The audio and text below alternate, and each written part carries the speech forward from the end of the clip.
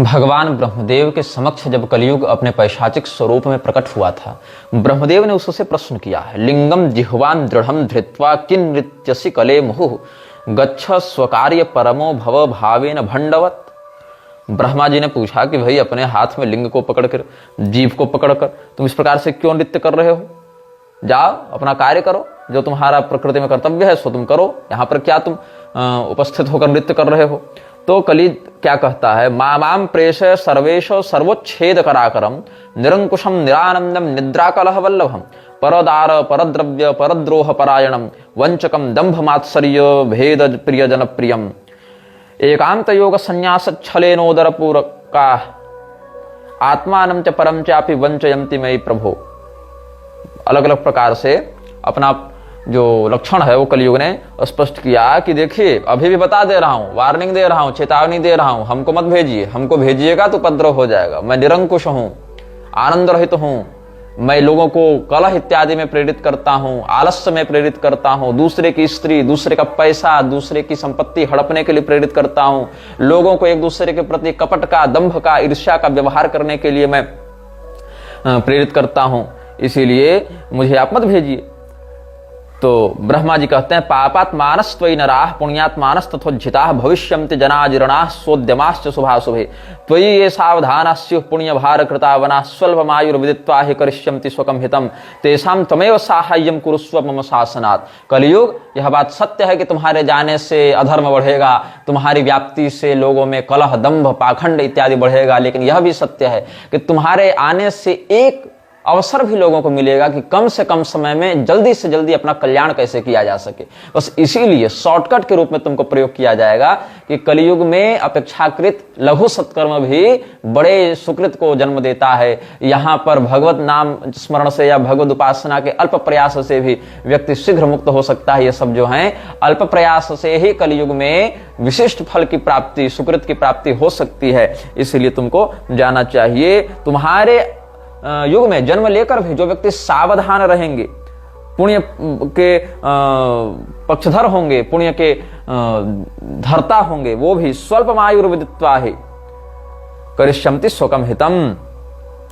तो मैं अपने शत्रुओं से डरता हूं, फिर मैं कैसे स्थापित हो सकता हूं भारत में? ये बताइए। विभेमि शत्रु वर्गेभ्य स्थितिर्मम सुदुर्लभा यह कृता भारते खंडे कथम यास्यामि तद्वद। कलियुग ने ब्रह्मा जी से पूछा है कि मैं कैसे भारत में अपनी स्थिति को व्याप्त करूंगा, मुझे बड़ा डर लगता है मैं अपने शत्रुओं से। ब्रह्मा जी ने पूछा शत्रु से, के शत्रवस्तव वद किंग शत्रुत्वम कृतम च तैः त्वं कालात्मा दुराधर्षो दुर्गेयश्चापि पंडितः। अरे तू तो बड़ा बुद्धिमान है, तू तो बड़ा दुर्धर्ष है, तुम्हें पराजित करना किसी के लिए संभव नहीं, तो तुमको किससे भय लगता है? भारत में तुम्हारा शत्रु कौन है? भारत में किससे तुम्हें भय लगता है? तब कलियुग कहता है, देव देव श्रृणुस्वाद्य शत्रु वर्ग ममानघ उपद्रुतो हम न सुखम प्राप्स्ये निर्दय रहम प्राप्स्ये हम निर्दय रहम। इस प्रकार से कुछ भाव होना चाहिए। यहां पर कुछ टंकन दोष हमको लग रहा है। तो भाव है कि मेरे जो शत्रु हैं उनका नाम आप बताइए, जानिए हमारे माध्यम से। क्या क्या? शिव नाम, हरिर नाम, गंगा वाराणसी पुरी, सत्संग दान तीर्थादि कथा विष्णु शिवस्य च। भगवान शिव का कहीं नाम जप हो, हरिनाम स्मरण हो, गंगा इत्यादि तीर्थों का सेवन हो, वाराणसी इत्यादि तीर्थ हो, यहाँ सत्संग दान इत्यादि का व्यवहार किया जाता हो, भगवान विष्णु की कथा, शिव जी की कथा होती हो, ऐसे स्थान पर मैं नहीं रह पाता हूं। यदा शांतः क्षणं कोपि भवति प्राकृतोपि तदा मम भयं भूरि जायते दाम्भिकादपि। जब कोई व्यक्ति शांत चित्त हो जाता है तब मुझसे उसे बड़ा भय लगने लगता है। अगर वो झूठ मूठ का भी शांत बैठा है ना, तब भी मुझे भय होने लगता है, क्योंकि शांत बैठेगा तो कलह कैसे करेगा? कलह करने के लिए खोपड़ी का चलते रहना आवश्यक है। इसीलिए म्लेच्छ राज के अनुयायियों के लिए एक नियम, मैंने जो आपको 60 नियमों में से एक नियम बताया था, उसमें यह भी नियम था, वो कभी खाली नहीं रख सकते दिमाग, अपने दिमाग को। निरंतर उनको कुछ ना कुछ सोचते रहना पड़ेगा। अधिक से अधिक सोचना है, कम से कम सोना है। तो सोचते रहेंगे, उससे उनके मन में तरह तरह के वैचारिक तरंगे उठेंगे, जिससे म्लेच्छराज उनकी गतिविधियों पर, भावनाओं पर नजर रखता है, उनको अधर्म के प्रति प्रेरित करता है। व्यग्रान व्यापृत चित्ताश्च पुत्रोदार परिवृतान दृष्ट्वा हृष्यामि भगवन् वेद सिद्धांत विद्विषः जितेन्द्रियैः शिवपरैः राग द्वेष विवर्जितैः सह नस्थातुमिच्छामि धैर्यैर्धैर्य विवर्धकैः उन्मूलितुं नामिच्छन्ति विभेमि तदनारतम्। क्या कहता है कलयुग जो व्यक्ति अपने स्त्री पुत्र आदि से संतुष्ट हैं, शांत चित्त हैं, अन्य की स्त्री, अन्य के ऐश्वर्य, अन्य के वैभव के प्रति लालायित नहीं रहते हैं, वेद वेदांत की मर्यादा में श्रद्धा रखते हैं, ऐसे लोगों से हमें बड़ा भय लगता है। लेकिन जब मुझे कोई भगवान का द्वेषी दिख जाता है, वेद सिद्धांत का द्वेषी दिख जाता है, तब मैं बड़ा प्रसन्न हो जाता हूं, ये कलयुग ने कहा। इसीलिए जहां धीर पुरुष हैं, विवेकी पुरुष हैं, धैर्यवान पुरुष हैं, वहां मैं नहीं रह पाता, क्योंकि ये लोग मेरा उन्मूलन करने के लिए तैयार हैं। तो ब्रह्मा जी कहते हैं तव प्रभावात् तेषां ही प्रचारो विरलः सदा भविष्यति न संदेहो गच्छतिष्ठ यथा सुखम, कि अरे कलयुग, तूने जैसा कहा वैसा तो सब सत्य है, किंतु ये सब बहुत कम होंगे, ये सब बहुत अधिक नहीं होंगे जिनके कारण तुमको कष्ट होगा। इसीलिए तुम जाओ, अपना जो कालखंड है उसका तुम शासन करो, क्योंकि ये सब जो भगवान नाम परायण लोग होंगे, वेद सिद्धांत प्रतिष्ठापन में जिनकी निष्ठा होगी, जो सपुत्र धारा में संतुष्ट होंगे, जो धैर्यवान विवेकी होंगे, इनकी संख्या है ही कितनी।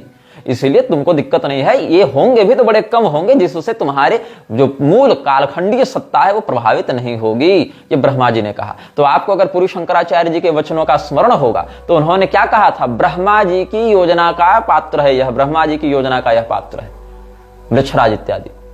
एक पंक्ति उन्होंने कही, उस एक पंक्ति के विषय में हमने कितना कुछ आपको बताया, कल की पुराण से बताया कि कैसे कलि पुरुष का पूरा जन्म ब्रह्मा जी के अधर्म वाली जो पृष्ठात्मिका सृष्टि है, पृष्ठ निर्गता सृष्टि है, वहां से हुआ है। और अब हम आपको ब्रह्म वैवर्त के परिशिष्ट काशी रहस्य से बता रहे हैं कैसे ब्रह्मा जी ने युग खंडात्मक व्यवस्था के अंतर्गत इसको अनिवार्यतः भेजा है। तो एक पंक्ति पूरी शंकराचार्य जी की कहां कहां से टकराई और कैसे आपके सामने प्रस्तुत हुई। अब कलियुग ने कहा मम तेषां स्वभावस्तु विरुद्ध केन हेतुना उन्मीलितुं मामिच्छन्ति ते तु तानहमप्यहो। तब ब्रह्मा जी कहते हैं कि त्वं कालमल इत्युक्तो मले शुद्धिर्न विद्यते शत्रौ निर्मलास्ते तु ततः कलह एव च। यदा यः प्रबलस्तिष्ठति तदा विजयते परं तेषां प्रचारो विरलस्तव प्रौढ़ो भविष्यति विवेकिनां समीचीनस्त्वं विचारवतां सदा धीराः खलु कलो जन्म वाञ्छन्ति भगवत्पराः। क्या हो गया, हे कलियुग, तू काल का मल है। जैसे हमारे शरीर में मल मूत्र आदि अवशिष्ट भाग होते हैं ना, उनकी शुद्धि नहीं हो सकती, मतलब विष्ठा अब पवित्र कैसे हो सकती है, वैसे हे कलियुग तू तो पवित्र होगा नहीं, क्योंकि तू काल का मल है। समय चक्र की गंदगी क्या है, वही कलियुग है, समय चक्र का अवशिष्ट मल ही कलियुग है, इसीलिए तू पवित्र हो ही नहीं सकता है। हाँ, तुम्हारे जो शत्रु पवित्र होंगे, मतलब जो धर्म के सिद्धांत के श्रद्धालु जन जो पवित्र होंगे, वो भी कलह इत्यादि के माध्यम से तुम्हारे प्रभाव में आते रहेंगे, और जो प्रबल होता है वही विजयी होता है, इसीलिए उनकी धार्मिकता बहुत दुर्लभ हो जाएगी, उनका धर्म प्रचार बहुत क्षीण हो जाएगा, और कलियुग तुम्हारा प्रभाव ही प्रौढ़ हो जाएगा। ये सब कलियुग को कहा, और इसी कारण से कलियुग में विवेक पूर्वक भगवत शरण का, भगवत शरण का, भगवान मार्ग का आश्रय लेने वाला व्यक्ति शीघ्र ही सुकृत को प्राप्त होता है, सद्गति से युक्त हो जाता है। इसीलिए जो लोग विवेकी होंगे वो चाहेंगे हम कलियुग में जन्म लें और यहां अल्प प्रयास से मुक्त इत्यादि हो जावें। तो ये सब अलग अलग बातें कलियुग को कहा है इन्होंने। काशी महात्मा है तो विशेष करके भगवती गंगा से आवृत जो पंचक्रोशी क्षेत्र विशेष अविमुक्त है, जिसको काशी कहा जाता है, उसका यहां पर निरूपण किया गया है, और भगवान महादेव का वर्णन किया गया है। यहाँ पर वेद धर्मा का उपाख्यान बताया गया है, वेद धर्मा के माध्यम से दीपक शर्मा और वेद धर्मा का यहाँ पर उदाहरण देकर बताया गया है कि कैसे कैसे यहाँ पर अलग अलग गुरुजनों की कृपा से, शास्त्रीय सिद्धांत की कृपा से भगवान महादेव ही काशी में धर्म की स्थिति का संरक्षण करते हैं। काशी नगरी में समस्त संप्रदाय के अनुयायियों का वास भी यहाँ से वर्णित किया गया है। शैव सौर हरिदास विघ्न हृत शक्ति भाषित मनोभिरातम स्वस्वदेव परिसेवनार्थ भी साधिताखिल फलर निषेवितम। भगवान शिव के उपासक, सूर्य के उपासक, विष्णु के उपासक, गणपति के उपासक, शक्ति के उपासक सभी काशी का वास करते हुए, काशी में वास करते हुए भगवत भजन करते हैं। ये काश्यान निवसन्ति शंकर परा विष्णु समाराधकास्तेषां पापचयोपि याति विलयम् मुक्तिम लभन्ते पिच। ये काश्याम भवनाशिनीं भगवतीं श्रीमद्भवानीं जना सेवन्ते सततम सुपूजन पराः कामादिभिस्ते स्थिराः सर्वेषां विघ्नहर्तॄणाम् अपि सर्वेश्वरेश्वरी अतो भवान्यधीनम ही क्षेत्रम पूज्यात् ततः परा। ये काश्याम प्रभजन्ते ढुंढि गणपम सर्वाघ विघ्नापहम तेषां ढुंढि समस्त शास्त्र विहितान् भोगान् प्रयच्छत्यसौ। ये नानाविध मोदकैः सुमधुरैर्विप्रान् सुपूज्यादरात् स्तुत्वा मोदकदास्त एव सुखिनः काश्याम अवश्यं जनाः। इस प्रकार से काश्याम ये सूर्य भक्ता समदम सहिता शंकराराधकास्ते विष्णुम ब्रह्माणम अग्निम विविध सुरगणास्तेर्चयन्ति नूनम आत्मा यम स्थावराणाम श्रुति शतपठितो जंगमानां तथात्मा शीघ्रम काश्याम अवश्यम फलते वृषफलम धर्म कामादि शुद्धम। इस प्रकार से काशी का महात्म्य यहां पर बताया गया, काशी रहस्य के अंतर्गत हम आपको बता रहे हैं। और कलयुग के प्रभाव से कैसे व्यक्ति विकृत होता है उसका भी वर्णन करते हैं। कलयुग के प्रभाव से क्या क्या विकृति देखने को मिलेगी उसका कहते हैं। वित्तम गुणाचार कुलादि हेतुर्न्याय व्यवस्था सुबलम प्रयुंजते दाम्पत्यमेवात्र रुचिम करोति पूज्याश्च पाखंडिन एव सर्वे। ध्यान देंगे श्लोकों को और मिलाएंगे लक्षणों से।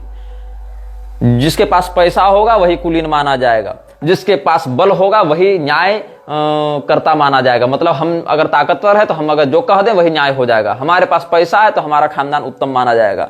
आपस में रति सुख ही पति और पत्नी के संबंध का माध्यम बनेगा। और जो पाखंडी लोग होंगे उन्हीं को संसार पूजनीय के रूप में देखेगा। पूज्याश्च पाखंडी न एव सर्वे यज्ञोपवीतम द्विज हेतुरेव लिंगम हि वर्णाश्रम कारणम स्यात् अनाढ्य एवात्र कलावसाधु राढ्यस्तु साधु कृतदम्भ एव।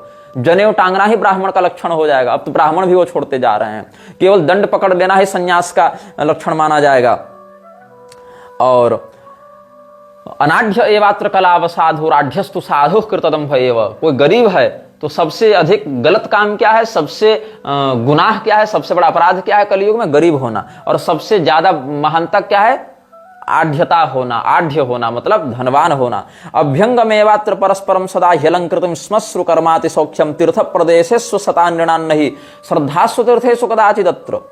जो स्त्री और पुरुष में है नित्य आलिंगनादि के माध्यम से, मेकअप के माध्यम से, सौंदर्य प्रसाधन के माध्यम से शरीर को अधिक से अधिक आकर्षक रूप में प्रस्तुत करना ही श्रेष्ठ माना जाएगा। और दाढ़ी मूछ शेविंग इत्यादि भी केवल शारीरिक सौंदर्य की दृष्टि से लोग करवाएंगे। अगर सौंदर्य का खंडन होना लगे तो आजकल तो देखो बाप के मरने पर लोग माथा नहीं छिला रहे हैं। ये सब भी बातें हैं। ऐसे बड़े बड़े कथावाचक भरे हुए हैं जो अपने घर में सूतक लगने पर भी न माथा छिलाते हैं, न दाढ़ी बनाते हैं, नाखून काटते हैं, कुछ नहीं करते हैं। और जरूरत पड़ेगी तो प्रतिदिन कथा के मध्य संकल्पित होने के बाद भी दाढ़ी बनाकर सेविंग करके बैठ जाएंगे मंच पर। ये देख रहे हो कि नहीं?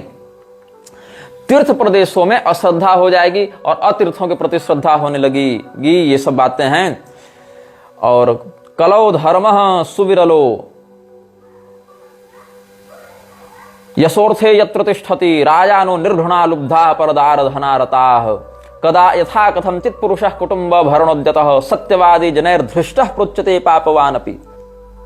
ये सब बातें हैं। पापवानपि जनैः सत्यवादी प्रोच्यते। जो पापी है उसको भी लोग सत्यवादी के रूप में माना जाएगा। अगर उसके पास पैसा है तो उसको संत माना जाएगा। कलयुग में धर्म स्थित नहीं रह पाएगा। जहां पर यश की प्राप्ति हो, जहां पर पैसे की प्राप्ति हो, वहीं पर लोग धर्म भी करना चाहेंगे। न ब्राह्मणा वेद वेदार्थ निष्ठा प्रतिग्रहार्थ श्रुति धर्म युक्ता प्रतिग्रहार्थम श्रुति धर्म युक्ता। केवल दान लेने के लिए लालायित होकर लोग वेद इत्यादि का अध्ययन करेंगे। वेद वेदार्थ के ऊपर निष्ठा रखकर ब्राह्मण वेद पाठ नहीं करेंगे। विक्रीय कन्याश्च सुतान परस्परम कुलाद्युपेक्षैव विवाह कारण। केवल धन दहेज एलमनी इत्यादि के लोभ से ही एक दूसरे से विवाह किया करेंगे और उसमें कुल वर्ण इत्यादि की मर्यादा की उपेक्षा कर देंगे। वदंति धर्मन न तो धर्मनिष्ठा। धर्म का उपदेश करेंगे लेकिन धर्म में निष्ठा नहीं रखेंगे। निंदन्ति पापं खलु पाप कारण। और ऐसे पापी पाप की निंदा करेंगे लेकिन स्वयं पाप ही करेंगे। देवान गुरुन पितृयज्ञादि सर्वान प्रपंचयन्ते धनलोलुपाद्विजा। क्षत्रियाः परम दुर्लभा कलौ। कलयुग में क्षत्रिय परम दुर्लभ हो जाएंगे। कैसे क्षत्रिय? धर्म शास्त्र गुरुदेव पूजका। जो धर्म शास्त्र का पूजन करें, गुरु देवता इत्यादि का पूजन करें। और करेंगे क्या? तो फिर लोग आहार मैथुन रताः परमादरेण ब्रह्मस्व संग्रह पराः परवाद सूराः न प्राणी रक्षण पराः परमादरेण कुर्वन्ति धर्मात् हननं द्रविणार्थमेव। आहार और मैथुन में ही लगे रहेंगे, है ना। कहीं हम राजपूत हैं, ठाकुर साहब हैं, बाबू साहब हैं तो खाली दारू पी के मुर्गा खा के और पड़े रहेंगे वेश्यावृत्ति और रखेलबाजी में। ये सब भी विलासिता क्षत्रियों में बढ़ती जा रही है और ये सब कलयुग के कारण हो रहा है। और दान दी हुई वस्तुओं को छीन लेंगे, देवालयों पर कब्जा कर लेंगे, ब्राह्मणों के धन का हरण कर लेंगे, दूसरे की को धमकाने और स्वैग दिखाने में और अपने मोछ में ताव देने में लगे रहेंगे, लेकिन अपनी प्रजा की रक्षा करने में ध्यान नहीं देंगे। केवल पैसे के लिए धर्म की हानि करने वाले हो जाएंगे। ये तो ब्राह्मण की बात बता दी, फिर क्षत्रिय की बात बता दी। और वैश्य कैसे होंगे? तो पैशून्य वंचर परावणि जो निरपाद्या धर्माधिकारी करणे परमार्थ निष्ठा आहार मैथुन धनानि सदादरेण रक्षन्ति शास्त्र विमुखा फल मध्य भक्षा। मांस मदिरा इत्यादि का आहार करते हुए ये सब व्यभिचार इत्यादि में प्रवृत्त हो जाएंगे और चुगली, शिकायत, मिलावटी, घोटाला इत्यादि करते हुए व्यापार में ठगी करने लगेंगे। वैश्या कलौ नहीं भवंति कुलादि युक्ता ये वा भवंति नहीं तेषु वृषः कदाचित। पहले तो अपने कुल धर्म में निष्ठा रखने वाले वैश्य ही नहीं पैदा होंगे। अगर कोई हो जावे, खानदानी हो जावे, तो उसमें धर्म की प्रतिष्ठा वैसी नहीं होगी। और शूद्रादिवृत्त इमे द्विजदेव निम्या विप्रद्विषः परमदारुण बुद्धयश्च। ये सब वैश्य कुल में उत्पन्न होकर भी शूद्रवत आचरण करने वाले होंगे, देवता और ब्राह्मणों की सदैव निंदा करेंगे और बहुत दारुण बुद्धि वाले होंगे। शूद्रास्त्वन्नम स्वल्पमेव दत्वा विप्रेभ्य एव हि कारयिष्यन्ति महतीं सेवां सेवा विवर्जिताः। ब्राह्मणों से शूद्रगण अपनी सेवा करवाने लगेंगे लेकिन स्वयं सेवा नहीं करेंगे। अन्नादिभिर्व्यवहरन्ति तु ये मनुष्या वैश्या भवन्ति खलु ये व्यवहार दुष्टाः शिष्टास्त एव धनिनस्तु यतः सुपूज्या लोके धनम सुख करन् अनुतिष्य काले। कलयुग में सबसे बड़ा जो संसाधन है, सबसे बड़ा जो सगा है, हितैषी हो क्या है? रुपया है, पैसा है। जिसको आधुनिक भाषा हम लोग कहते हैं ना बाप बड़ा न भैया, सबसे बड़ा रुपया, तो वही है। लोके धनम सुख करन ननु तिष्य काले। तिष्य काल में, कलयुग में धन से ज्यादा सुखकारी कुछ नहीं है। शूद्रा विशुद्धा नहीं तिष्य काले। कलयुग में शूद्र भी विशुद्ध नहीं रह जाएंगे। द्विजादि वेश आश्रुति तत्पराश्च। और ब्राह्मण के समान वेश धारण करके वेद का प्रवचन करने लगेंगे। देख लो प्रभुपाद को क्या कर रहा था, शूद्र होकर भी वेद का प्रवचन कर रहा था। ये कलयुग का लक्षण है, कलि पुरुष का ये अभिवर्धन कर रहा है। द्विजादि वेशाश्रुत तत्पराश्च। अभी रोज तुम पेपर में देखते होगे कि अमुक समुदाय के एसटी, एससी, ओबीसी को महामंडलेश्वर बनाया गया, जगत गुरु बनाया गया। ये सब कौन करा रहा है? मृच्छराज करवा रहा है, कलयुग को बढ़ाने के लिए करवा रहा है। ये सब कलयुग का लक्षण है। और ये सब कौन है? स्वयं को महामंडलेश्वर, आचार्य महामंडलेश्वर, स्वयं को जगत गुरु, स्वयं को पीठाधीश्वर, स्वयं को तत्वदर्शी, ज्ञानी, महात्मा, महाब्रह्मर्षि, पता नहीं क्या क्या बनाने वाले ये सब दुष्ट हैं, जो कि धर्म के सिद्धांत को न जानते हैं न मानते हैं। वो केवल धर्म को बिजनेस बनाकर रखे हैं और कलयुग में लोगों को ठगने के लिए, वंचित करने के लिए वंचक बनकर आए हुए हैं, क्योंकि निरंकुश हो गए हैं। इनके ऊपर किसी का शासन नहीं है, ऐसा ये मानते हैं। शूद्रा विशुद्धा नहीं तिष्य काले द्विजादि वेशा श्रुति तत्पराश्च शास्त्रार्थवादर जनवंचकाश्च कलौ भविष्यन्ति निरंकुशास्ते। ये चारों वर्णाश्रमों की यही स्थिति है। कलौ दुष्टा दुराचारा निर्दया शुष्क वैरणः दुर्भगा भूरितर्षाश्च सर्वे वर्णास् तथाश्रमा। तब क्या होगा? मोह, झूठ, दंभ, आलस्य, हिंसा, डिप्रेशन, विषाद, शोक, मोह, ये सब माया, ये सब लोगों में बहुत व्याप्त हो जाएंगे। तदा माया नृतम दंभो निद्रा हिंसा विषादनम शोको मोहो भयम दैन्यम लोकानां प्रचुरम भवेत्। और कैसे लोग होंगे कलयुग में? क्षुद्र क्षुद्र सुख प्रदाह कलियुगे मर्त्या महाभोजना क्षुद्र प्राण धनादिपोषण परा कामाधिका क्रोधिनः लोभाविष्टमनोजुषः परदया हीना सदा वंचका रागद्वेष परा परापर विचाराद्य सदा चोद्धिता वित्तरहीनः स्वैरवृत्ति प्रसंगा स्वैरणीयश्च स्त्रीषु या श्रेष्ठ वर्णा। श्रेष्ठ वर्ण की ब्राह्मण, क्षत्रिय इत्यादि की जो लड़कियां होंगी, बहुएं होंगी, वो भी व्यभिचारिणी होने लग जाएंगी। दस्युत्कृष्टा लोक संघा सपापा वेदा क्षीणा ब्राह्मणा सेवकास्ते। वेद अपनी मर्यादा से विलुप्त होते जाएंगे, मतलब वेदों की मर्यादा विलुप्त होती जाएगी। ब्राह्मण भी जो है वो नौकरी पेशा सेवक वृत्ति वाले हो जाएंगे। कलौ न विप्रः समय स्थिता क्वचिन नृपाः प्रजा भक्षण वित्तलो रूपाः व्रतादिहीना बटवो विशुद्धा गृहस्थ रूपाः खलु तस्करा मता वनेन वासो वतवासिनाम ही धनार्थिनः प्रव्रजिता कलयुगे। सन्यासियों लेंगे लोग कलयुग में, ताकि बड़े बड़े मठ के महंत बन जावें, सन्यासी होकर संप्रदाय में दीक्षा ले लें और खूब मठ के पैसे से अय्यासी करें। इसके लिए धनार्थिनः प्रव्रजिता कलयुगे। ह्रस्वास्त्रियो विपुलम भक्षयन्ति बालाः क्षुधार्ता बटवः कदर्याः वचांसि तिक्तानि वदन्ति चांगनाः शौर्यादिवि भत्स निषिद्ध कर्तृः पाखंड प्रभवा विप्रा क्षत्रियो वणिजो मता वणिजः कूटकर्तारः संपदः पाप हेतवः।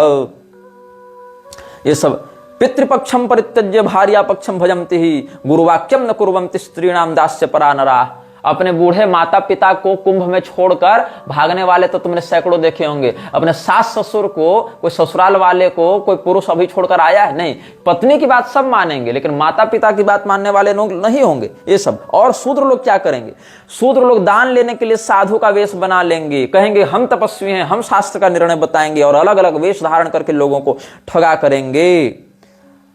और पाप करने के बाद लोग प्रायश्चित नहीं करेंगे, और धर्म को जो नहीं जानते हैं, धर्म के विषय में जिनको कुछ नहीं पता है, ऐसे मूर्ख, ऐसे पाखंडी, ऐसे दंडनीय लोग भी व्यासपीठ पर बैठकर धर्म का व्याख्यान करेंगे। ये कलयुग का लक्षण देख लो। शास्त्र क्या कहते हैं? शूद्राः प्रतिग्रह परा निर्णयज्ञाः तपस्विनः नाना वेशैर्वञ्चयन्तो लोकान् वाक्पाटवैः शनैः प्रायश्चित्तं करिष्यन्ति पापं कृत्वापि नो जनाः धर्मं वक्षन्त्य धर्मज्ञा अधिरुह्योत्तमासनम्।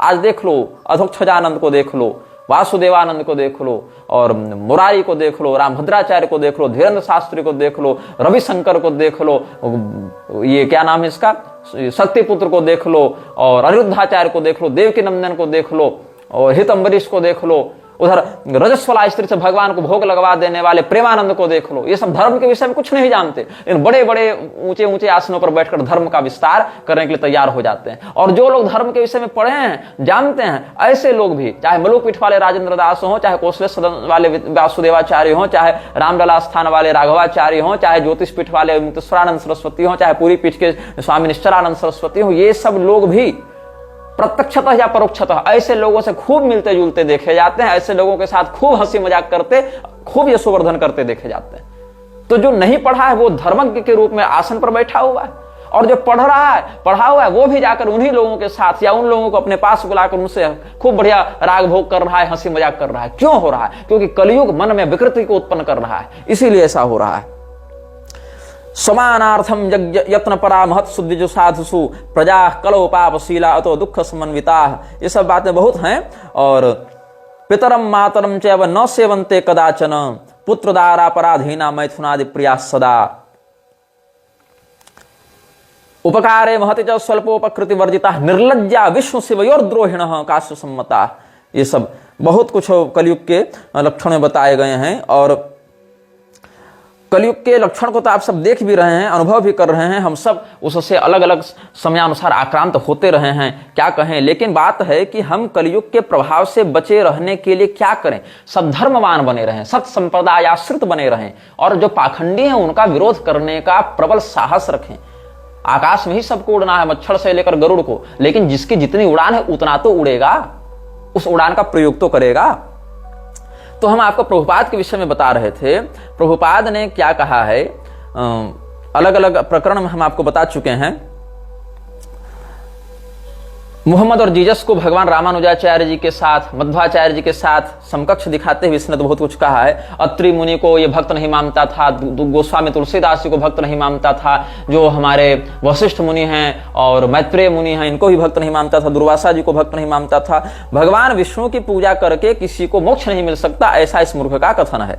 क्या लिखता है? One can not get the benefit of milk by drinking yogurt, similarly one can not get celebration by worshipping lord Shiva, if one wants celebration one must worship lord Vishnu, ऐसा इसका मत है। अब यहां पर बात है कि वैष्णवों में अतिवादिता है कि केवल भगवान विष्णु ही मोक्ष दे सकते हैं, शिव जी नहीं दे सकते। शैवों में अतिवादिता है कि केवल भगवान शिव ही मोक्ष दे सकते हैं, विष्णु भगवान नहीं। शाक्तों में यह अतिवादिता है कि भगवती ही चूंकि दोनों के अंदर प्रतिष्ठित हैं, विष्णुहीनम रुद्रहीनम न वदन्ति नराः क्वचित् शक्तिहीनम वदिष्यन्ति तस्मात् शक्तिस्तु श्रेयसी, ये सब बातें कहते हैं। तो वहां पर भगवती ही एकमात्र मोक्षदायिनी होती है। तो जब तक संप्रदाय निष्ठा बनाने के लिए ऐसे वचनों को कहा जाएगा तब तक तो ठीक है, संप्रदाय अनन्यता के लिए। किंतु अगर ये शिव जी को मोक्षदायी न बताकर जीसस क्राइस्ट और मोहम्मद की प्रशंसा करने लग जाए, तब समझ लो यहां पर संप्रदाय बुद्धि नहीं है, यहां पर देवद्वेष बुद्धि है। और देवद्वित व्यक्ति का क्या करना चाहिए ये सब आप जानते हैं। चैतन्य चरितामृत का व्याख्यान करते हुए प्रभुपाद ने कहा था कि शिव की आराधना से मुक्ति नहीं मिलती, अगर कोई मुक्ति चाहे तो उसको अवश्य विष्णु की आराधना ही करनी पड़ेगी। अच्छा, विष्णु की आराधना करने से तात्पर्य है विष्णु में भी चतुर्भुज वैकुंठनाथ विष्णु नहीं, वहां भी इसने विष्णु तत्व का परिपूर्णार्थ केवल कृष्ण तत्व में घटित किया है। और कृष्ण तत्व में भी ऐसा कृष्ण जो जीसस से अभिन्न है, वह वो कृष्ण नहीं जो विष्णु से अभिन्न है, वो कृष्ण नहीं जो राम से अभिन्न है, वो कृष्ण नहीं जो महाभारत में अनेकों बार भगवान महादेव की प्रार्थना और स्तुति कर रहे हैं, अर्जुन को भगवान महादेव का रहस्य बता रहे हैं, वो कृष्ण नहीं। कौन से कृष्ण? तो जो कृष्ण को इसने जीसस से अभिन्न मान रखा है वो।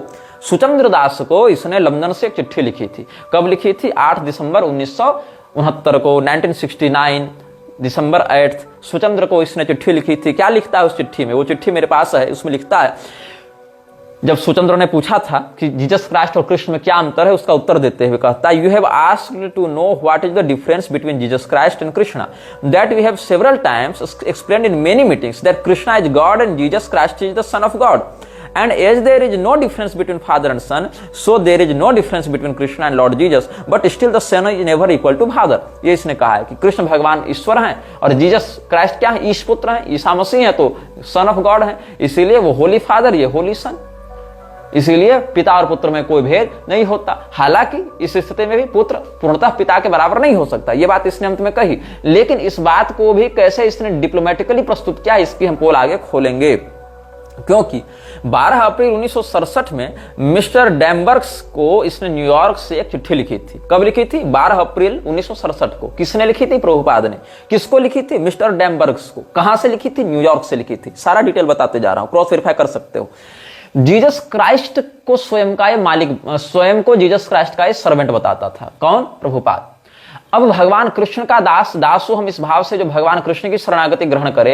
अगर वो व्यक्ति कहेगा मैं केवल कृष्णदास हूं, मैं शिवदास, मैं रामदास, मैं दुर्गादास नहीं बन सकता, मैं केवल कृष्णदास हूं, तो समझ में आता है कि शरणागति की अनन्यता है। लेकिन अगर वो व्यक्ति ये कहे कि शिव जी के हम दास तो नहीं हैं, हम केवल कृष्ण जी के दास हैं, लेकिन हम जीसस क्राइस्ट के भी दास हैं, तब समझ लो कि मामला कहां गड़बड़ जा रहा है। अब ये क्या लिखता है? I am also an significant servant of Lord Jesus Christ because I am preaching the same message as Lord Jesus did. शब्दों पर फिर से गौर करना, मैं पुनः दोहराता हूं। आई एम ऑल्सो एन इनसिग्निफिकेंट, मतलब बहुत महत्वपूर्ण भी नहीं, मैं तुच्छ सेवक हूं मैं जीसस क्राइस्ट का, ऐसा प्रभुपाद कहता है। I am also an insignificant servant of Lord Jesus Christ because I am preaching the same message as Lord Jesus did.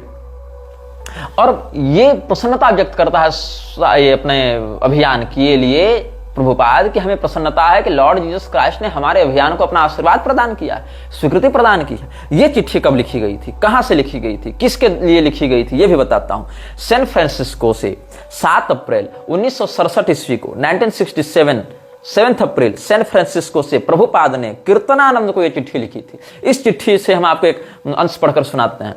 ये क्या लिखता है? I am very glad to learn that Jesus Christ has approved our activities.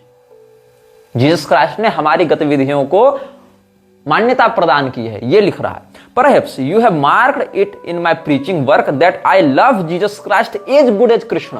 मतलब मैं Jesus से उतना ही प्रेम करता हूं जितना कृष्ण से करता हूं। क्या प्रभुपाद ने कभी ऐसा लिखा कि मैं भगवती दुर्गा से भी उतना ही प्रेम करता हूं, महादेव जी से भी उतना ही प्रेम करता हूं, भगवान गणपति से भी उतना ही प्रेम करता हूं जितना कृष्ण से करता हूं? नहीं, मेरी जानकारी में तो नहीं। या क्या इनके मंदिरों में इन देवताओं से संबंधित उत्सव मनाए जाते हैं? मेरी जानकारी में नहीं। क्या इन देवताओं की मोक्षदायी होने की स्थिति को शास्त्र सम्मत विधान से मान्यता देते हैं? मेरी जानकारी में नहीं। लेकिन क्या लिखता है? I am very glad to learn that Lord Jesus has approved our activities. Perhaps you have marked it in my preaching work that I loved Lord Jesus Christ as good as Krishna because he rendered the greatest service to Krishna according to time, circumstances and society in which he appeared. Similarly, Hazrat Muhammad and Lord Buddha also rendered greatest service to the human society according to circumstances. मतलब इसके लिए मानवीय सभ्यता में पैगंबर ने बहुत महत्वपूर्ण योगदान दिया था, महानतम योगदान दिया था। किसके कथन के अनुसार? प्रभुपाद के कथन के अनुसार। तो क्या लिखता है? Similarly Hazrat Muhammad and Lord Buddha also rendered greatest service to the human society according to circumstances, so work with more enthusiasm and we are sure that to be successful in our great mission. क्या mission था इसका? वही कि वृंदावन में बैठकर कह रहा था कि हम तलवार लेकर सैनिकों के साथ जाएंगे और जो व्यक्ति कृष्ण को नहीं मानता उसका गला काट देंगे और फिर उसको कहेंगे कि तू घर में क्यों बैठा हुआ है, तू जा यहां पर ये काम कर। जो व्यक्ति भगवान कृष्ण को नहीं मानेगा उसका गला काट देंगे। लेकिन भगवान कृष्ण को तो हम महाभारत के अनुसार और पद्म पुराण के अनुसार, शिव पुराण के अनुसार, वेदों के अनुसार, स्मृतियों के अनुसार भी मान सकते हैं। लेकिन नहीं, ये क्या कहते हैं कि लॉर्ड जीसस क्राइस्ट और कृष्ण वाले संबंध से जो हम दिखाना चाह रहे हैं उससे मानो, नहीं मानोगे तो गला काट देंगे। और वैसे ही काटेंगे जैसे कुरान का आश्रय लेकर मुसलमानों ने सबका वध करना प्रारंभ किया है, सबकी हत्याएं की हैं, उस प्रकार से ये कहता है। अब वर्ल्ड हेल्थ ऑर्गेनाइजेशन के प्रति इसने एक लेक्चर दिया था जिनेवा में WHO को इसने एक दिया था जून 6, 1974 में। उसने स्पष्ट कहा है कि हम लोग हिंदू नहीं हैं। लेकिन आप ध्यान दीजिएगा, ये जो स्वामी नारायण के नाटक वाले हैं जिसने घनश्याम पांडे को भगवान बना रखा है, इन पर भी बाद में आएंगे। और कैसे काशी दत्त परिषद के बिकाऊ नराधमों ने, राक्षसों ने, जो ब्राह्मण के रूप में पैदा हो गए हैं वहां पर, उन्होंने इस संप्रदाय, इस गिरोह के लोगों को मान्यता दे रखी है पैसे में बिकते हुए। तो क्या हुआ कि स्वामीनारायण वाले विदेशों में अपने बड़े बड़े संस्थान को अक्षरधाम मंदिर के नाम से प्रसारित करते जा रहे हैं। अच्छा, अक्षरधाम मंदिर किसी भगवान का नहीं है। अक्षरधाम मंदिर एक व्यक्ति का है जिसका नाम था घनश्याम पांडे, उसको इन्होंने बना रखा है भगवान। भगवान मतलब डायरेक्ट परब्रह्म, जिसके नीचे दुर्गा, शिव, विष्णु इत्यादि सब आ जाते हैं। हनुमान जी जिसकी पूजा करते हैं वो घनश्याम पांडे हो गया है इनके लिए। तो विदेशों में हिंदुओं के प्रति जो हमले होते हैं वो क्यों होते हैं? इस्कॉन के कुकर्मों के कारण, स्वामीनारायण वालों के कुकर्म के कारण। और ये लोग स्वयं को हिंदू नहीं मानते, लेकिन क्या कहा जाता है? Go back Hindus, go back Hindus, हिंदुओं का नरसंहार किया जाता है। और ये इस्कॉन वाले स्वयं को हिंदू मानते ही नहीं है। यही कारण है इस्कॉन का एक भी मंदिर ऐसा नहीं है भारत में जो टेंपल एंडोनमेंट एक्ट के अंतर्गत सरकार के अधीन हो। हमारे परंपरागत तीर्थ पर सरकार का कब्जा है। हमारे परंपरागत तीर्थों से सरकार देवालयों को तोड़ तोड़ कर नष्ट कर रही है। हमारे परंपरागत तीर्थ नदियों को विकृत कर रही है। हमारे परंपरागत गुरुकुलों को नष्ट कर रही है। वहां पर जबरदस्ती स्वामीनारायण, इस्कॉन और ये सब वाले की विचारधारा के कोर्स में सम्मिलित करके बच्चों को पढ़ने के लिए विवश किया जा रहा है। और उसी सरकार के द्वारा जब हिंदू मंदिरों का अधिग्रहण करके वहां पर हिंदुओं के द्वारा दिए गए दान को हज सब्सिडी में लगाया जाता है, चर्च बिल्डिंग्स में लगाया जाता है, वक्फ बोर्ड को अनुदान देने में लगाया जाता है, तो इस्कॉन की प्रॉपर्टी क्यों नहीं जब्त की जाती? इस्कॉन के मंदिरों को क्यों नहीं कब्जे में रखा जाता? क्योंकि इस्कॉन स्वयं को हिंदू नहीं मानता है। इसीलिए हिंदू टेंपल एंडोनमेंट एक्ट के अंतर्गत इस्कॉन के मंदिर सरकार अधिग्रहित नहीं करती है, क्योंकि इस्कॉन खुद को हिंदू नहीं मानता। इस्कॉन खुद को हिंदू नहीं मानता, इस्कॉन खुद को इस्कॉन मानता है। वो एक अलग कल्ट है। और तुम लोग को लगता है कि इस्कॉन विदेश में हिंदू धर्म का प्रचार कर रहा है। सुन लो, जिनेवा में वर्ल्ड हेल्थ ऑर्गेनाइजेशन के सामने 6 जून 1974 को प्रभुपाद ने क्या कहा था? The so called Hindu Dharma is a gift of the Mohammedans. We don't find the word Hindu in any Vedic scripture. This Hindu word has came from Mohammedans countries. और देख लो, Hong Kong में 20 अप्रैल 1972 को इसने जो लेक्चर दिया था, इस घटना से 2 साल पहले, वहां भी कहता था Hindu is a foreign name given by the Mohammedans. और सुनो, 14 मई 1969 को जो लेक्चर इसने कोलंबस में दिया था, वहां पर क्या कहता है? द वैदिक conception is varnashrama dharma. The Hindu term is not found in any Vedic literature. It is a name given by the Mohammedans so far I know. और आगे क्या कहता है? यही सब बातें हैं। और ये जो इस्कॉन की मानसिकता है कि हिंदू हम नहीं हैं, हिंदू हम नहीं हैं, उसके विरुद्ध जो है हम आपको बताएं, गर्व से कहो हम हिंदू हैं, इस प्रकार का एक निबंध ग्रंथ है। करपात्री स्वामी जी के भी कुछ उसमें निबंध हैं और कुछ पुरी के शंकराचार्य जी के भी हैं। उसमें ये कालिका पुराण और सांगधर पद्धति का आश्रय लेकर बताते हैं, बलिना कलिना छम्ने धर्मे कवलिते कलो यवनै रवनिक क्रांता हिंदवो विंध्यमाविशन। काले न बलिना नूनम धर्म कलिते कलो यवनैर घोरमाक्रांता हिंदवो विंध्यमाविशन। यवनै रवनिक क्रांता हिंदवो विंध्यमाविशन बलिना वेद मार्गोयम कलिना कवलिकृतः। इस प्रकार के श्लोकों का उन्होंने प्रमाण दिया है। हाँ, ये श्लोक वर्तमान में कालिका पुराण की प्रचलित प्रति में प्राप्त नहीं होते हैं उस रूप में, किंतु प्राचीनतम ग्रंथों में इनका संदर्भ प्राप्त होता है। इसलिए समझना चाहिए कि ये परिशिष्टादि में भी या बृहत्तर संस्करण आदि में भी प्राप्त होते होंगे।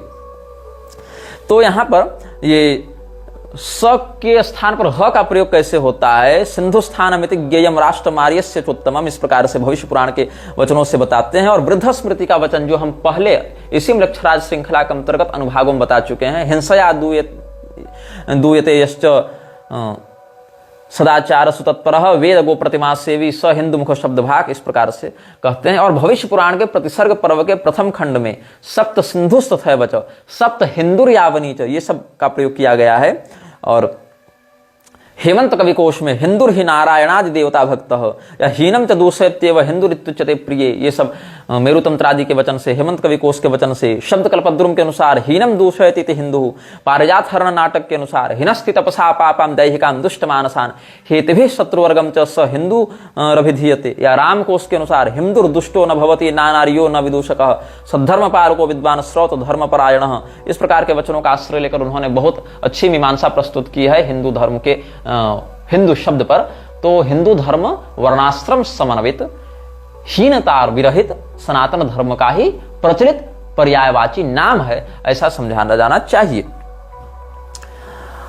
अब ये जो प्रभुपाद की हम आपको बात बता रहे थे। प्रभुपाद के ही अनुयायी अमोघ लीला प्रभु ने जो अनटोल्ड रामायण सीरीज निकाली थी, उसके पहले ही वीडियो में अनटोल्ड रामायण पार्ट 1 में, जहां वो कहता है कौन से रामायण पढ़े, वहां इसने कहा गोस्वामी तुलसीदास जी के रामायण मत पढ़ो। क्यों? आप उसको देखेंगे 3.5 मिनट के बाद से। वहां कहता है कि गोस्वामी जी ने और श्रीधराचार्य जी ने ब्राह्मणों को संतुष्ट करने के लिए वर्णाश्रम धर्म और अद्वैत का प्रतिपादन किया, जो कि उनको नहीं करना चाहिए था इसके अनुसार, और इसीलिए वो प्योर वैष्णव नहीं है, वो प्योर विष्णु भक्त नहीं है, और वो मायावादी टच में आ गए थे। और गोस्वामी जी भृगुवंशी थे, भृगु जी ने लात मारी थी विष्णु भगवान के सीने पर, इसीलिए हम गोस्वामी जी के रामचरितमानस नहीं पढ़ेंगे। रामचरितमानस जिसके कारण घर घर में भगवान श्री रामचंद्र जी की कथा व्याप्त हो गई, घर घर में लोग उसका हर जाति वर्ग में पाठ करने लगे, उसका ये विरोध कर रहा है। कौन? अमोघ लीला प्रभु। और क्या कहता है कि गोस्वामी जी भृगुवंशी ब्राह्मण थे, इसीलिए हम नहीं पढ़ेंगे। अरे मूर्खों, तो वाल्मीकि जी भी भृगुवंशी ब्राह्मण थे। पद्म पुराण, विष्णु पुराण इत्यादि उठाकर देख लो। विष्णु पुराण और पद्म पुराण को तो तामसी पुराण मानकर अप्रामाणिक नहीं कहोगे ना तुम लोग। तो ब्राह्मणों का बोलबाला था जो जन्मना वर्ण व्यवस्था मानते थे, इसीलिए हम लोग जन्मना वर्ण व्यवस्था का विरोध करेंगे, गोस्वामी जी का विरोध करेंगे, जबकि ये अमोघ लीला प्रभु स्वयं ब्राह्मण नहीं है, अरोड़ा है, इसीलिए वर्णाश्रम व्यवस्था का विरोध करता है। अब प्रभुपाद के अन्य वक्तव्यों पर हम आपका ध्यान आकृष्ट करवाना चाहेंगे। जहां पर एक जगह कृतनानंद स्वामी इत्यादि ने या और भी लोगों ने कहा है, इसी के अनुयायियों ने क्या कहा है कि जीसस क्राइस्ट वास्तव में कृष्ण ऋषि थे। क्या थे? His holiness Isha Putra Krishna Rishi was incarnated in Jewish body as Jesus Christ. ये अलग लेवल एक फ्रॉड देखो। जीसस क्राइस्ट कौन थे इन लोगों के लिए? ईश्वर के पुत्र जो कृष्ण ऋषि थे, कृष्ण ऋषि थे, वही क्राइस्ट बनकर अवतरित हुए कि यहूदी घर में। और क्या कह रहा है? Israeli society is cosmopolitan. I have chanted in the streets and beaches there, but I can't dance and chant in Gaza even if it were open. I can't do it in the West Bank either. Hamas, Hezbollah and the Palestinian Authority won't allow Hare Krishnas to propagate their religion in public, and they make severe restrictions even in private.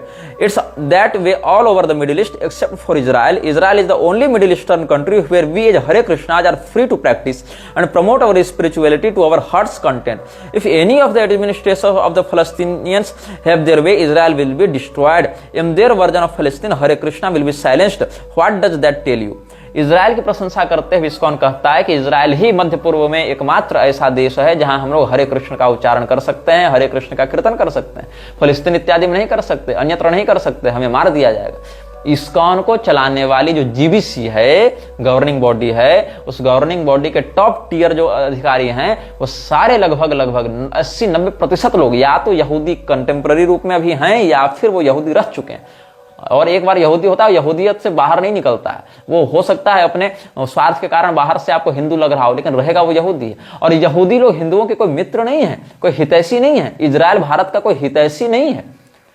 यहूदियों के द्वारा कैसे वृक्षराज की व्यवस्था को आगे विशेष करके बढ़ाया गया है, इस पर हम इसी श्रृंखला में आगे समयानुसार सप्रमाण चर्चा करेंगे।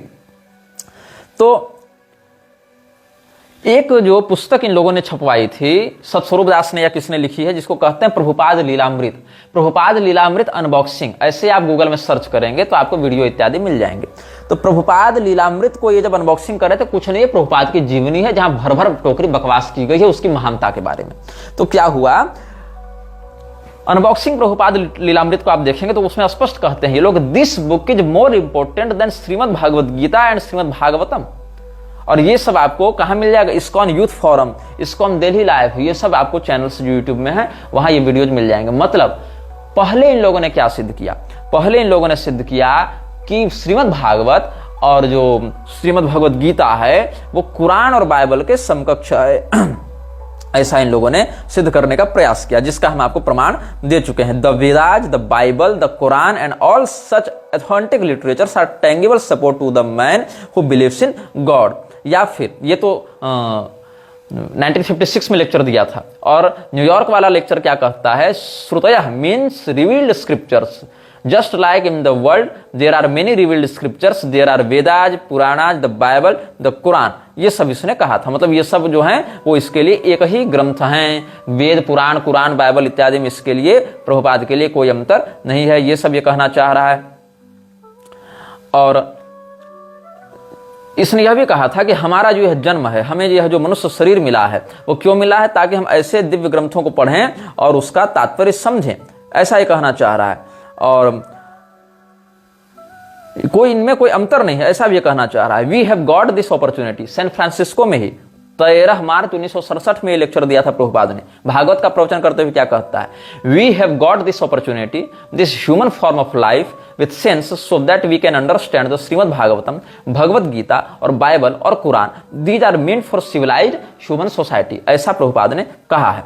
लेकिन भगवत गीता और भागवत महापुराण को कुरान और बाइबल के समकक्ष बता दिया और कहा कि इनका स्थान मानवीय सभ्यता को बहुत महत्वपूर्ण तरीके से प्रभावित करता है, इनका महत्व उसके लिए बहुत अधिक है, इनका कार्य मानवीय सभ्यता को नई दिशा प्रदान करना है, ईश्वरीय तत्व से जोड़ना है। लेकिन फिर कुरान बाइबल को भागवत और भगवत गीता के तुल्य दिखाने के बाद अब इस्कॉन क्या कह रही है कि Prabhupada Lilamrita, this book is more important than Shrimad Bhagavad Gita and Shrimad Bhagavatam. मतलब हम अब पहले पुराणों को पढ़ना छोड़ दें क्योंकि वो तामसी हैं, केवल 2-4 पुराण पकड़े जहां से इस्कॉन अपने प्रमाण देता है। फिर ये समझे कि ये सब जो पुराण है ना वो लोग कुरान बाइबल के ही समान है, और अंत में कहो कि ये भी मत पढ़ो, केवल प्रभुपाद की जीवनी पढ़ लो। ये कैसे सिंडिकेट खड़ा किया गया है? तो प्रभुपाद लीलामृत क्या हो गया? This book is more important than Shrimad Bhagavad Gita and Shrimad Bhagavatam. और अमोघ लीला प्रभु का एक और तुम बकवास देखे होगे, यूट्यूब में उपलब्ध भी होगा, जहां वो कह रहा है कि प्रभुपाद का नाम लेने से भगवान कृष्ण बहुत जल्दी प्रसन्न हो जाते हैं। किसने कहा था रे? कृष्ण भगवान ने आकर कहा था। भगवान कृष्ण कह रहे हैं जिन देवताओं को अपनी विभूति के रूप में, उन देवताओं को रोज गाली दे रहे हो। प्रभुपाद को भजने से कृष्ण जल्दी प्रसन्न हो जाते हैं। ये क्या कहता है कि प्रभुपाद के हाथ में गोलोक की एक चाबी है और दूसरी चाबी किसके पास है? उसके गुरु के पास है। और प्रभुपाद का अगर तुम बाकी इधर सारे सत्कर्म करोगे, एक कोई बकवास भी दे रहा था कि कोई भक्त था, उसने अमुक अमुक सत्कर्म किए तो उसको 10 पॉइंट मिले, और गोलोक पहुंचा तो उसको कहा गया कि तुम तो भैया 10 पॉइंट लेकर आए हो, यहाँ 100 पॉइंट की जरूरत है सत्कर्म करके। तो उसने क्या किया? प्रभुपाद नाम लिया तो उसके 90 पॉइंट जुड़ गए। तो प्रभुपाद की कृपा से फिर उसको गोलोक में एंट्री मिली। अरे जिस अभय चरण डे को, जिस विमल प्रसाद दत्त को, जिस केदारनाथ दत्त को खुद गोलोक में एंट्री न मिले, ऐसे इसके कुकर्म रहे हैं, वो व्यक्ति गोलोक में लोगों को भेज रहा और चाबी लेकर बैठा हुआ है। वाह रे वाह नाटक। तो कहता है कि गोलोक की 2 चाबियां, एक प्रभुपाद के पास और एक उसके गुरु के पास, और प्रभुपाद का नाम लेने से भगवान कृष्ण और जल्दी प्रसन्न होते हैं और जल्दी गोलोक देते हैं। और प्रभुपाद की जो जीवनी है वो किससे बड़ी है? मतलब कृष्ण भगवान की कही गीता से और सुखदेव जी की कही श्रीमद् भागवत से भी ज्यादा महत्वपूर्ण कौन है? प्रभुपाद की जीवनी है। ये लोग कहना चाह रहे हैं। और प्रभुपाद खुद क्या कहता था? जिसके हाथ में गोलोक की चाबी थी वो क्या कहता था? जो 19 नवंबर 1965 की बात है। Lord Jesus preached the message of God and I have taken up the same mission and it would be good luck for me if I can follow the footprints of Lord Jesus who preached the message of God in spite of all persecution. Lord Jesus is a living example how one have to suffer in this material world simply for the matter of preaching the message of God. तो ये क्या कर रहा है? हमारा वह सौभाग्य होगा अगर हम लॉर्ड जीसस क्राइस्ट के चरण चिन्हों का अनुसरण कर सकें। कौन कह रहा है? प्रभुपाद। वही प्रभुपाद जिसकी जीवनी गीता से भी अधिक महान हो गई, और वही प्रभुपाद जिसके हाथ में गोलोक की चाबी ये लोग बताते रहते हैं। तो ये सब तो फ्रॉड है इसका। अब देखो, इसके अनुसार जो क्राइस्ट शब्द है वो ग्रीक शब्द क्रिस्टोस से निकला है, और क्रिस्टोस शब्द कृष्ण का अपभ्रंश है। कैसे? इसको कुछ होश नहीं, बस इसने कह दिया, इसके अनुयायियों ने मान लिया। तो एक फोरम में पढ़ रहा था, इस्कॉन के अनुयायी कैसे इन बातों को आंख कान मूंद कर विश्वास कर लेते हैं। तो ये देखो, इस्कॉन के टेम्पल्स में तुमको प्रभुपाद की मूर्ति मिलेगी, लेकिन गणेश जी की मूर्ति नहीं मिलेगी, शिव जी की मूर्ति नहीं मिलेगी, क्योंकि ये लोग अपूज्य हैं इनके लिए। लेकिन प्रभुपाद की बड़ी सुंदर पूजा होती रहनी चाहिए, प्रभुपाद के चेलों की पूजा होती रहनी चाहिए। प्रभुपाद तो देवता के समान राग भोग रोज उसका लगेगा, लेकिन गणेश जी की और दुर्गा जी की और विष्णु भगवान की या ये जो शिव जी हैं या सूर्यदेव हैं उनकी पूजा नहीं कर सकते हैं ये लोग, प्रभुपाद की पूजा करेंगे। तो एक यूजर ने लिखा था, इस्कॉन से पूछा था कि sorry but where is your Vedic scriptural statement that Christ become Christos and then Christ. क्योंकि इसने कहा था ना हिंदू शब्द हमें वेदों में नहीं मिला है, इसीलिए हम खुद को हिंदू नहीं मानते। ठीक है भैया, नहीं मानते, लेकिन वेदों में यह भी तो नहीं मिला है कि क्राइस्ट शब्द कृष्ण से निकला है। इसका क्या वैदिक प्रमाण है तुम्हारे पास? तो पूछता है एक यूजर, ये कन्वर्सेशन था 26 जुलाई 2018 का। Sorry, but where is your Vedic scriptural statement that Christ become Christos and then Christ? As you state, spiritual master speaks nothing more than what he heard, and where is the historical proof also? तो मधुद्विष दास ने क्या इसको उत्तर दिया है, जो कि ISKCON का एक प्रवक्ता है। मधुद्विष दास ने कहा है कि प्रूफ क्या है? प्रभुपाद ने कहा है, यही प्रूफ है। The proof is Srila Prabhupada said this. Srila Prabhupada is a pure devotee of Krishna, none different from Krishna. So that is the Vedic scriptural statement you are looking for. देख रहे हो थे मधुदीश दास ने ये उत्तर दिया था। कब दिया था? 4 अगस्त 2018 को रात को 8:17 में। ये मैंने आपको सारा रिकॉर्ड बताया, क्रॉस वेरीफाई भी आप कर सकते हैं कि कृष्ण शब्द ही क्रिस्टोस बना, वही क्राइस्ट बना, इसलिए जीसस और कृष्ण एक हैं। ये वेद में कहां लिखा है? बोले वेद में क्या, हमारे श्रील प्रभुपाद ने कहा, यही वैदिक प्रमाण है। अच्छा, क्यों? क्योंकि श्रील प्रभुपाद जो है कृष्ण भगवान के प्योर डेवोटी हैं, और प्योर डेवोटी भगवान से अभिन्न हो जाता है। मे मतम ज्ञानी तात्म्य मे मतम, तो ज्ञानी सर्वोच्च भक्त और प्रभुपाद से बड़ा ज्ञानी बड़ा भक्त कौन? इसलिए वो कृष्ण भगवान से अभिन्न हो गया। इसीलिए हमारे प्रभुपाद ने जो कहा वही वेद प्रमाण है। ये देख रहे हो इन लोगों की थेथरे, यही वेद प्रमाण हो गया इनके लिए। मतलब अगर हम कहीं धर्मशास्त्र से कोई बात दिखावें तो कहेंगे नहीं नहीं ये तो प्रक्षिप्त है, ये तो तामसी, हम इसको नहीं मानते, ये सब मायावादी है। अच्छा, अगर इनसे पूछो तुम ही बता दो तुम जो कह रहे हो उसका क्या प्रमाण है, तो नहीं नहीं हमारे प्रभुपाद ने कह दिया ना वही प्रमाण है, क्योंकि वो तो परम भक्त हैं भगवान के। तो प्रभुपाद के अनुसार Goswami Tulsidas was not pure Vaishnava. Prabhupada के अनुसार referring mister Prabhupada, Srila Prabhupada, Durvasa Muni was non devotee, Atri मुनि वाज नॉन डिवोटी, वशिष्ठ मुनि was non devotee, Maitreya Muni was non devotee, Swami Karpatri ji, Swami Akhandanand ji are rascals, Goswami Tulsidas is a non devotee, but Prabhupada is a pure devotee, and what Prabhupada says should be considered as a bona fide Vedic example and Vedic reference. ये इन लोगों ने प्रपंच बना रखा है, ये इन लोगों ने मानसिकता विकृत कर रखी है लोगों के मन में। वीडियो जल्द ही हटा दिया जा सकता है, कृपया थर्ड पार्टी एप्स का उपयोग करके डाउनलोड करें। आप इस वीडियो को अपने चैनल पर फिर से अपलोड भी कर सकते हैं।